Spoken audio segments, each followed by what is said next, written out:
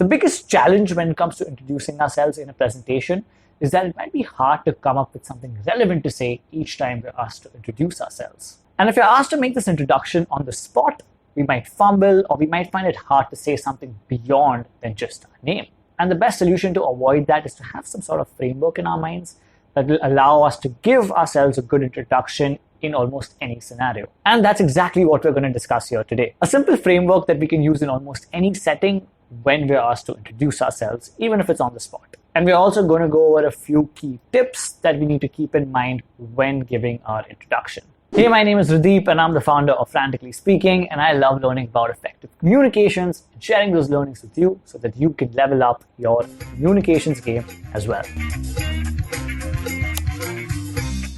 Okay, so let's get right to it. The framework that I'm talking about is the WWW framework. It stands for who you are, why do you do what you do, and where do you want to go from there. If I use myself in this example, it will go something like this. Hey, my name is Radeep and I'm the founder of Frantically Speaking. I started this company because I have given so many speeches and presentations and embarrassed myself so many times on stage that I wish I had a resource like this when I was learning to be a better speaker. And through this company, I want to document my past learnings along with the ideas that I pick up on the way and share them with you so that you can reach your communication goals faster.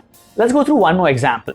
Let's say I'm a business development manager in an advertising agency and I'm introducing myself to a client who we are about to pitch a particular presentation to. It will go something like this. Hey, my name is Radeep and I'm the business development manager at this company. My job is to understand the potential client's brief, come up with a strategy to tackle that brief, and onboard the client into our system after coming to a commercial agreement. My team and I have worked on this strategy for weeks. We're very excited to present it to you, and we truly believe that the ideas represented here will solve the challenges that your brand is currently facing.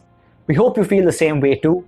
Let's get started. And that's about it. We just changed the second part of this framework from why do you do what you do to simply what you do. Okay, now we're going to go over a few key suggestions that we should keep in mind for almost every introduction. The first point is brevity. It's a pretty self-explanatory point that when it comes to an introduction, we need to make sure it's short and crisp because people are not here for the introduction, they're here for the actual presentation. The second point is to pause before the transition. Once you're done with the introduction and when you're going to be moving on to the presentation, make sure you pause right before you dive into the actual speech. I've seen people, and I've been guilty of this myself, where I just introduced myself and directly jumped into the presentation, and it makes the structure a little unclear.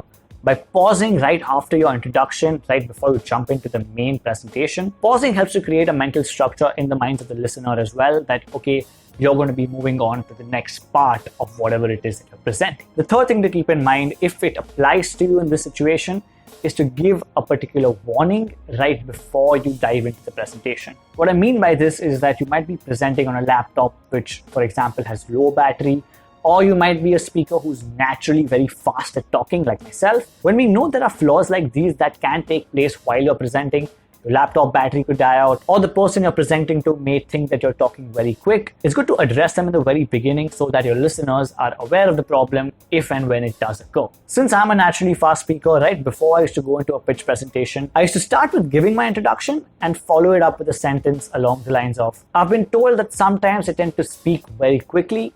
If you feel that's the case at any point during this presentation, please feel free to interrupt me and I will slow my pace down. And the fourth point only applies in selective situations when you're giving a presentation on something like a grand stage. And that is to start off your introductions with a compelling hook. Instead of using the framework that we discussed earlier and starting off by simply saying your name, to start off with either a question, a prop, or a shocking fact will really help your introduction stand out because it will grip the audience's attention from the very beginning. The reason I say that this is mainly for selective situations like when you're presenting on a big stage is because using something like a hook in a pitch presentation or something along those lines might come off as a little cheesy and unnecessary. The idea of using a hook is when you're giving a long presentation and you have an audience to entertain and engage, It helps to capture their attention from the very beginning, so they are a lot more open to listening to you throughout the rest of your talk. If that's your situation, I'm putting a link in the description below. It's one of the most popular articles on our blog on speech opening lines